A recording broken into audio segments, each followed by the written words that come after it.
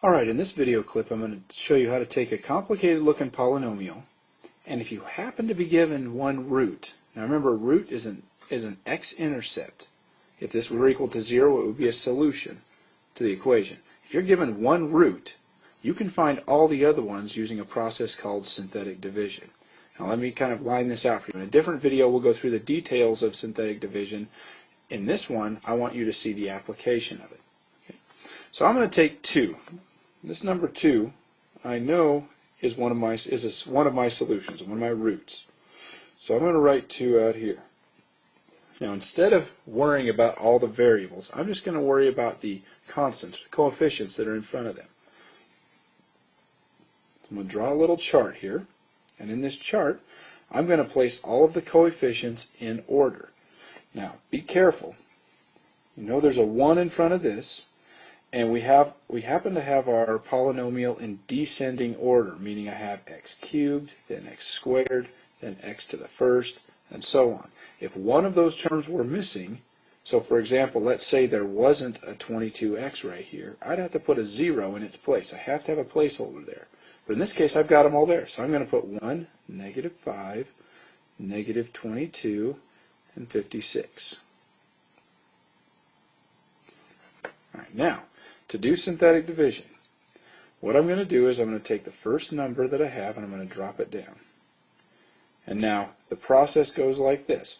I'm going to multiply 2, whatever number I have out here, times that value, and I'm going to put its result right here. So 2 times 1 is 2. Now, every time I'm going to add down. So -5 plus 2 is -3.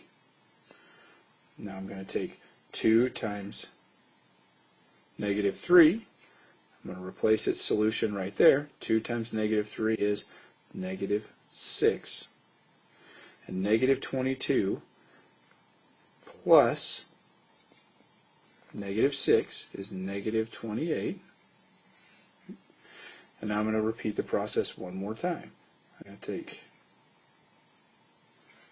2 times -28, which happens to be -56. I'm going to add down. When I add down, I get 0. Now this is kind of a unique situation. That's my remainder. Okay, that's what's left over. And in this case, nothing's left over. And that's because 2 was a solution. When I plug in 2, it makes this entire function equal 0. Okay. So if you have a number that is actually a root or a solution, you would better get a remainder of 0 or something's messed up in the middle. Okay. Something went wrong in my process. Now the whole purpose of this isn't just to play around with numbers. It's to check first to see that 2 does actually work as a solution. And since I got a remainder of 0, I know that's true. The other part is to see what remains. Okay, this is what's really neat about this. I got these numbers left over, and these aren't just random numbers. They mean something. I want you to look back up at our original problem and see what exponent, what the highest exponent is we started with, and that would be a 3. Now, if I take 1 away from that, so let's say x cubed was the highest degree that I had to start with, x squared is the next one in line. So what I'm going to do is I'm going to take whatever is 1 less than this, and I'm going to put it with the first number. So x squared goes with 1. Then the next thing in line in descending order would be an x term. That goes with -3. And then after an x term is a constant term, which would be -28. I'm going to leave it alone. And it's just basically putting this, and nothing with each one of those coefficients. Now, that's what happens if I were to actually divide this entire polynomial from the beginning by a different binomial that we'll go over here in just a minute. Once we get to the end, you can kind of see how this is put together. This leaves me with 1x squared minus 3x minus 28, and I want to know what makes that equal 0.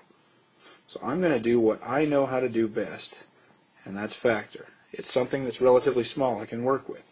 X squared comes from x times x, and -28 could come from -7 and +4. And when I add those together, I happen to get negative 3. Now, this right here is something that's fairly easy to solve.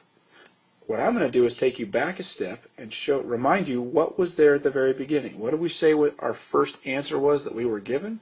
That's this right over here. Okay? 2.